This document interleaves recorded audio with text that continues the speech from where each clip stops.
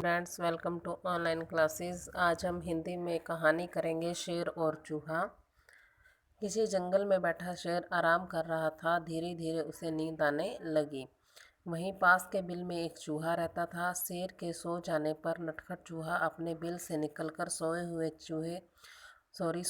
शेर के पेट पर उछल कूद करने लगा। मतलब क्या है कि शेर जो था वो एक जंगल में रहता था और पास के बिल में एक चूहा रहता था। जब शेर सो गया तो चूहा ने क्या किया कि अपने बिल में से निकला और उसके पेट पर उछल कूद करने लगा। इससे शेर की नींद टूट गई और चूहे को अपने पंजे में पकड़ लिया। गुस्साया शेर चूहे को मारने ही वाला था कि चूहा रोने गिड़गिड़ाने लगा। अब शेर के आगे चूहे का तो कुछ बनने वाला था नहीं। शेर ने चूहे को पकड़ लिया और उसने कहा कि मैं तुझे मारूंगा, लेकिन चूहा रोने लगा। रोते हुए चूहे ने शेर से अपने प्राणों की भिक्षा मांगते हुए प्रार्थना की और कहा, स्वामी, आप जंगल के राजा हैं, मैं आपकी ही प्रजा हूँ। प्रजा क्या होती है? जनता, लोग। मुझसे अपराध हुआ है, यह मैं मानता हूँ कि किंतु यदि आप मुझे छोड़ दोगे तो अवसर आने पर मैं अपने प्राणों की परवाह न करके आपके इस उपकार का बदला चुकाऊंगा।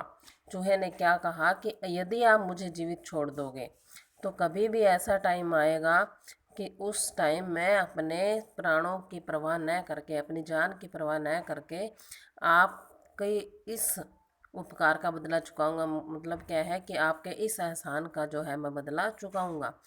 चूहे की प्रार्थना सुनकर शेर उसने चूहे को छोड़ दिया और चूहा खुश होकर चला गया। इस घटना के काफी दिन बीत जाने पर एक दिन एक शिकारी जंगल में आया। उसने जाल फैला दिया और वहां से चला गया। जाल फैल होने की बात शेर को पता नहीं थी। वह जंगल में घूमता हुआ आया और जाल में फंस गया। शेर अपने बचाव का कोई उपाय न देखकर जोर जोर से दहाड़ने लगा। शेर की दहाड़ सुनकर चूहा समझ गया कि शेर किसी मुसीबत में है। चूहा तुरंत अपने बिल से आया। शेर को बचाने का उसे कोई उपाय न देखकर वह अपने नुकीले तथा पहने दांतों से जाल कुतरने लगा और शेर जाल से बाहर निकल आया। इस प्रकार चूहे ने अपने ऊपर किए उपकार का बदला चुका दिया। मतलब उसने क्या किया चूहे ने कि उसके दांत जो थे वो तीखे थे। उसने उससे उस जाल को कुतर दिया और जिससे शेर जाल से बाहर आ गया। और इस प्रकार से चूहे ने शेर के द्वारा किए गए एहसान का बदला चुका दिया।